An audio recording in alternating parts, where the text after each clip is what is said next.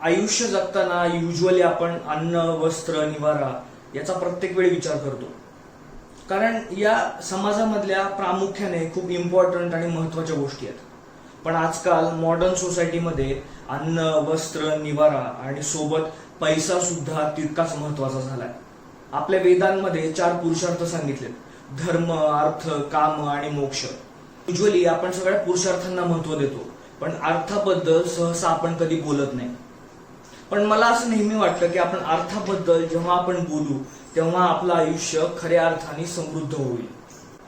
मला आपल्या education system बद्दल बऱ्याच गोष्टी प्रत्येक वेळी खूपच आलेल्या आहेत. म्हणजे युजली लहानपणापासून आपल्याला जी गोष्ट गरजेची आहे ती गोष्टी कधी शाळेमध्ये आपल्याला कधी शिकवल्या नाहीत. जर लहानपणापासून आपल्याला या गोष्टी शिकवल्या असत्या तर कदाचित आपलं आयुष्य वेगळं असलं असतं. मग अध्यात्म या गोष्टी कधी कोणी सायंटिफिकरित्या शिकवल्याच नाहीत. शाळेमध्ये शिक्षकांनी आपल्याला मॅथ्स शिकवलं, पण सोबत फायनान्स कधी आपल्याला शिकवलं नाही. व्यक्तिमत्व विकास, मनोविज्ञान, शारीरिक विज्ञान या गोष्टी किती महत्वाच्या आहेत. पण विचार करा, लहानपणी शाळेमध्ये आपण प्रत्येक जण पीटीच्या तासाला फुल टाइमपास करत आलोय. पैसा आयुष्यात खूप महत्वाचा आहे. पैशाशिवाय आयुष्य आपल्या प्रत्येकाचं खडतर असणार आहे. पण आपल्याकडे श्रीमंत माणूस हा एकदम श्रीमंत होतोय आणि गरीब माणूस हा एकदम गरीब होतोय. कुठेतरी या गोष्टी चुकतायत. गरीब घरात जन्माला आलेल्या पोराला आपण गरिबीत कसं जगायचं हे आपण शिकवतो, पण आपण गरीब का होतोय हे आपण कधी त्याला शिकवत नाही. मला नेहमी वाटतं की आपल्या प्रत्येकाचं आयुष्य हे बॅलन्स असावं. म्हणतात ना, प्रमाणामध्ये सर्व काही असावे. अगदी तसं. कुठलीही गोष्ट अति झाली की त्याचं पाणी होतं हे आपल्या प्रत्येकाला माहिती आहे. म्हणजे ज्या मुलाचा जन्म श्रीमंत घराण्यात झालाय, ज्याने लहानपणापासून लक्झरी पाहिली आहे, पैसा पाहिलेला आहे, प्रत्येक गोष्ट हवी ती त्याला मिळाली आहे, तो मुलगा जसं त्याच्या फर्स्ट जनरेशननी म्हणजे त्याच्या वडिलांनी किंवा त्याच्या आजोबांनी जसं कमवलं तसं तो कमवू शकत नाही. मॉर्गन हाउसेल यांचं सायकोलॉजी ऑफ मनी हे पुस्तक आपल्याला खूप काही शिकवून जातं. I am highly inspired from this book. Morgan Housel आपल्याला हे शिकवतात की त्या परिस्थितीमध्ये माणूस कसा वागतो त्यावर बऱ्याच गोष्टी या अवलंबून असतात. लोक कर्जाच्या विळख्यात का अडकतात हे समजून घेण्यासाठी आपल्याला व्याजाच्या दराचा अभ्यास करण्याची गरज नाही, तर नीड्स, वॉन्ट्स, इन्सिक्युरिटी, डिझायर्स या गोष्टी चांगल्या पद्धतीने आपण समजून घेतल्या पाहिजेत. हे या पुस्तकामध्ये मॉर्गन हाउसेल खूप छान पद्धतीने समजून सांगतात. पैशाची डेफिनेशन प्रत्येक माणसासाठी वेगळी आहे. आज जर आपण रस्त्यावर उतरलो आणि प्रत्येक माणसाला जर आपण विचारलं की पैसा तुझ्यासाठी काय आहे, तो मुलगा गरिबीमध्ये वाढला आहे तो म्हणेल की पैसा हा सर्वस्व आहे.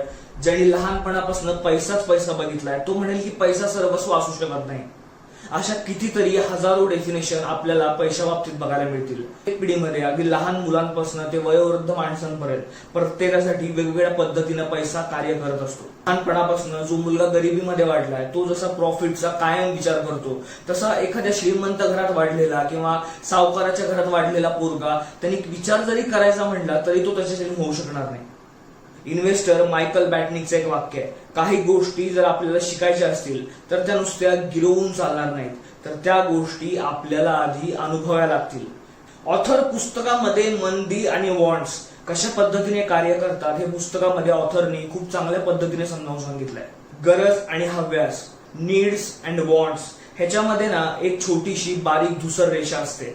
म्हणजे अति पैसा, अति प्रतिष्ठा आणि अति पॉवर या सगळ्या गोष्टी खूप धोकादायक असतात. वॉन्ट्स आणि नीड बद्दल बोलताना ऑथर मॉर्गन हाउसेल सांगतात की इतरांपेक्षा कदाचित तुमच्याकडे कमी असेल, पण जे आहे ते पुरेसं आहे ही रियालिटी, ही वास्तवता स्वीकारणं.